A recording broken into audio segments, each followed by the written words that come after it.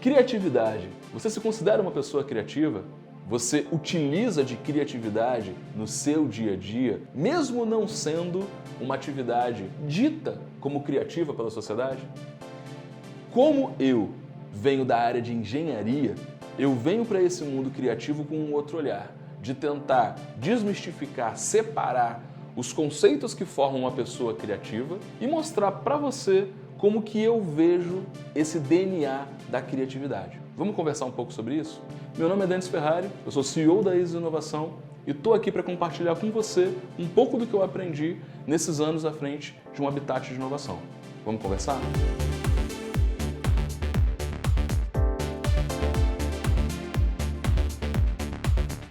Criatividade parece uma coisa restrita a atividades que já são criativas. Publicitários, pessoas que trabalham com design, pessoas que trabalham com arte. Mas não, criatividade é um skill que, por mais que algumas pessoas tenham de maneira inata, pode ser desenvolvido e pode ser muito útil em atividades não percebidas como criativas. A criatividade, basicamente, é você conseguir propor soluções alternativas, soluções diferentes para problemas que você vai se deparar no seu dia a dia, na sua operação ou no dia a dia do seu cliente.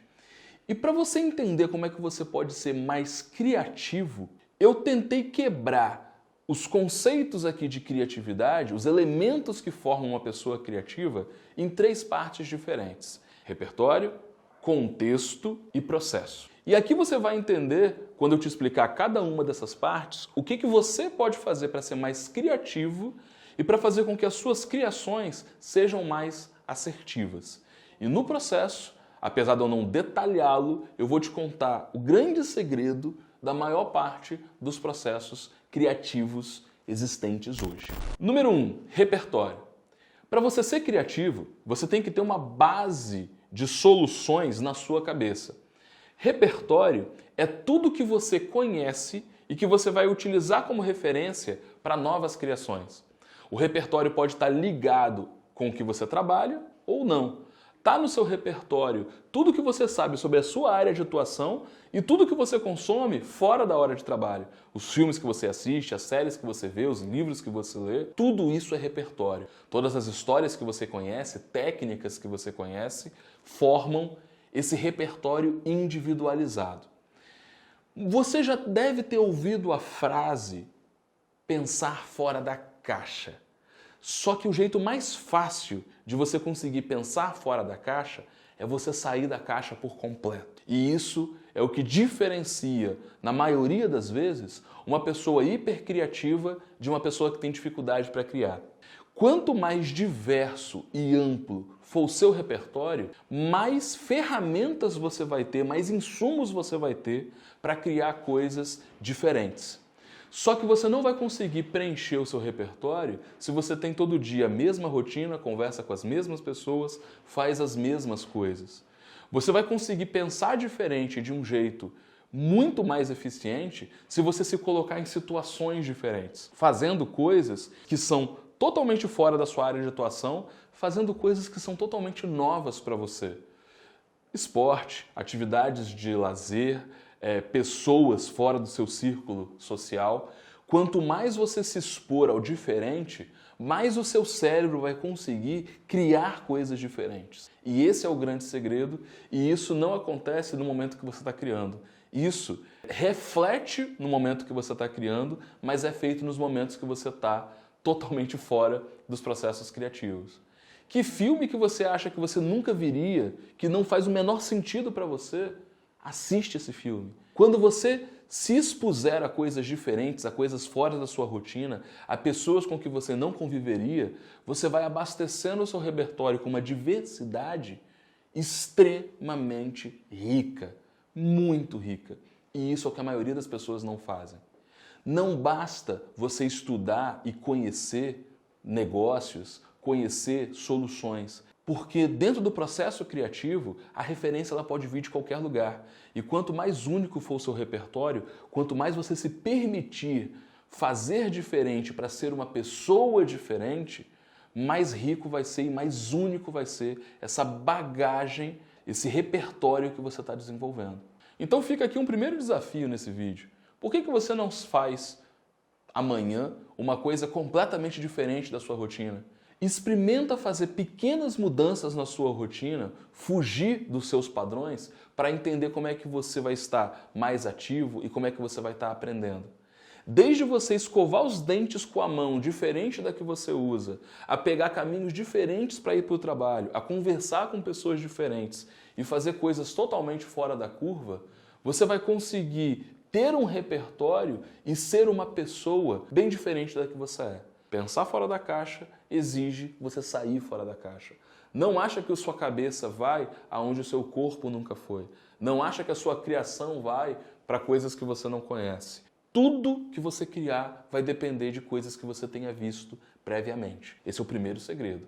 Como é que você está cuidando do seu repertório? A coisa 2 tem a ver com contexto. E eu entendo por contexto a quantidade de informação que você tem sobre o local, as pessoas que vão utilizar aquela solução que você está desenvolvendo.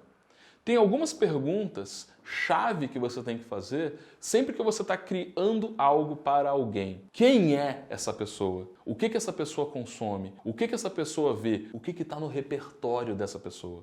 Quanto mais informações você tiver sobre o contexto em que a sua criação vai ser utilizada, mais assertiva é a sua criação. Antes do processo criativo, você tem o processo de construção de repertório, que é um processo lúdico que tem que ser feito sempre, mas você tem um processo de imersão, de pesquisa, para você conseguir entender em profundidade o cenário, o contexto que você está inserido.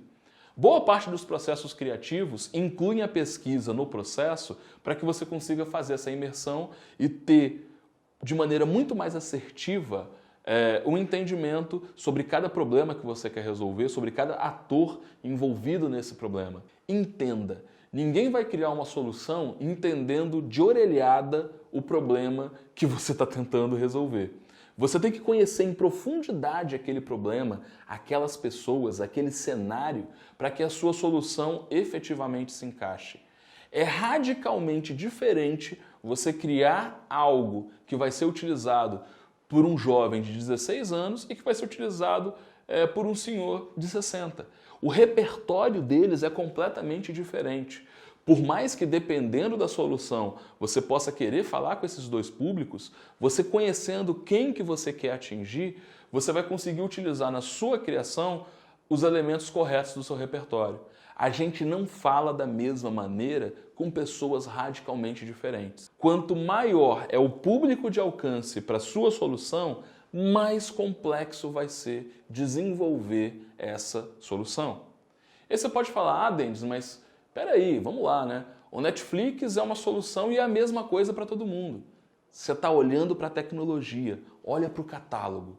Para o Netflix atender a um jovem de 16 e a um senhor de 60, os dois utilizam a mesma tecnologia, mas eles procuram no catálogo coisas muito diferentes. Ah, mas o meu avô ele é modernoso, ele é um ponto fora da curva, né? Sem querer apelar para a falácia do falso escocês, a gente não pode utilizar esses pontos fora da curva como referência. Os interesses de um jovem de 16 e os interesses e gostos de uma pessoa de 60 vão ser diferentes. E o Netflix trata isso no catálogo. Eles têm que ter conteúdo, séries, filmes, documentários que façam sentido para esses dois públicos. E eles não consomem necessariamente a mesma coisa.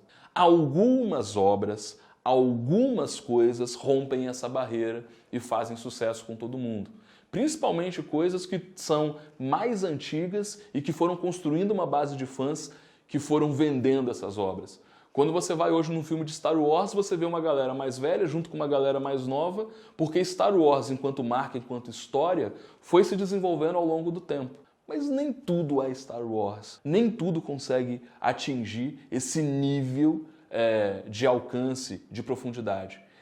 Para você criar a solução certa para a pessoa certa, você tem que conhecer bem essa pessoa, você tem que conhecer bem o contexto da sua solução. Então, já falamos 2 de 3 coisas: repertório, contexto e agora eu vou te falar de processo. Se você jogar no Google processos criativos, você vai achar vários processos criativos que vão beber de uma mesma base.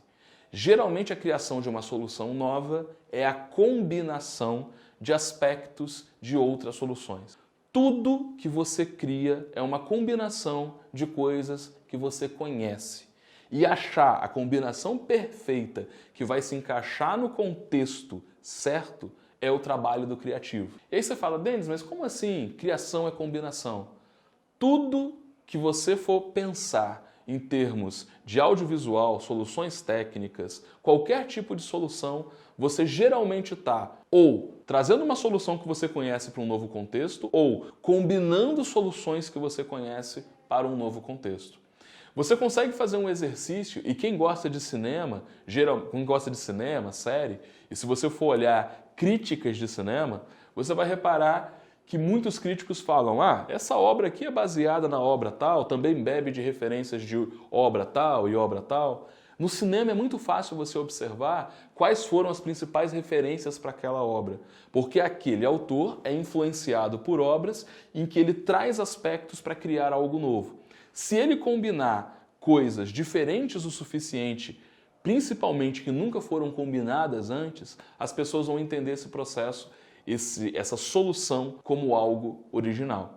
Combinar aspectos de diferentes soluções dá trabalho. Todos os processos criativos vão pensar maneiras diferentes de como acessar o repertório de uma ou mais pessoas e combinar o que veio desse repertório a fim de desenhar uma solução única. Todos os negócios que você conhece, você vai conseguir achar aspectos desse negócio em outras culturas ou em outras soluções.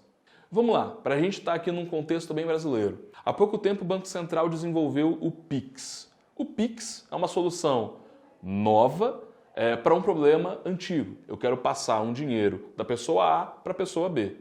Os bancos fazem isso através de transferências, DOCs ou TEDs, onde você tinha que ter o código do banco, a agência e a conta, né? Dependendo do banco, ainda você ainda precisa do dígito verificador. Se você for olhar o Pix, a forma como ele funciona, ele trouxe uma interface de WhatsApp para o meio bancário. O WhatsApp, aqui no Brasil, foi quem popularizou o conceito do seu telefone ser o seu identificador. E é hoje o telefone o que boa parte das pessoas utiliza como chave Pix. Por baixo dos panos, a gente continua identificando os bancos da mesma forma. Porém, você se identifica pelo seu telefone com uma referência, uma interface muito próxima ao que a gente fazia no WhatsApp. E os QR Codes que você vê hoje atrelados ao Pix, na China e no Japão, eles já utilizavam isso há muito tempo. Afinal de contas, é difícil muitas vezes eu ter que falar o celular, falar o CPF. Se eu tenho uma câmera que consegue interpretar o código, o QR Code não foi feito para isso especificamente, o QR Code foi feito para melhorar a interface de câmera de vídeo para o usuário. Porém, a partir do momento que eu tenho um celular e esse QR Code pode indexar a minha chave Pix, eu consigo criar uma outra experiência. Então o que eu estou querendo dizer para vocês? Que o Pix é a interseção entre o que a gente conhecia dos bancos, a identificação feita no WhatsApp e a interface feita por QR Code. Eu tenho 3 elementos que combinados formam uma experiência única digital, que agora já está virando uma coisa contemporânea, já está virando uma coisa... já está virando um novo status quo em termos de transferência de dinheiro aqui no Brasil. Mas que quando você vai entender essa separação de elementos, você vê que uma solução técnica, ela não vem do nada. Cada um dos aspectos que compõem o Pix já existia em alguma outra solução. Para você ser mais criativo, você tem que dominar processos de combinação e entender que o seu trabalho no final do dia é entender como é que outras pessoas resolveram pequenos aspectos, pequenos problemas, para você conseguir criar uma solução que vai parecer única, mas na verdade é uma colchinha de retalhos. Aí você fala, Denis, é só sair combinando? Não. Se você reparar, se você tem uma série no Netflix chamada Chef's Table, que os grandes pratos feitos pelos melhores chefes não são aqueles que têm muita coisa no prato. São aqueles que combinam de maneira original e simples os melhores ingredientes. Se você for olhar, as melhores soluções, elas combinam coisas o suficiente para serem originais, mas apenas o necessário para que elas sejam simples de usar. Uma solução que combina muita coisa fica complexa de usar e o que é complexo de ser usado, dificilmente o usuário engaja. A gente, enquanto ser humano, não gosta de coisa complicada. A gente gosta de coisa simples.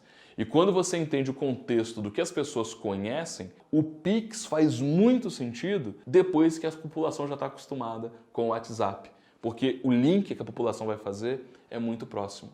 Entende como que repertório, contexto e combinação de elementos formam o DNA do que você entende por criação? Olha tudo que você conhece e tenta destrinchar as partes principais dessas soluções, porque é um excelente exercício criativo.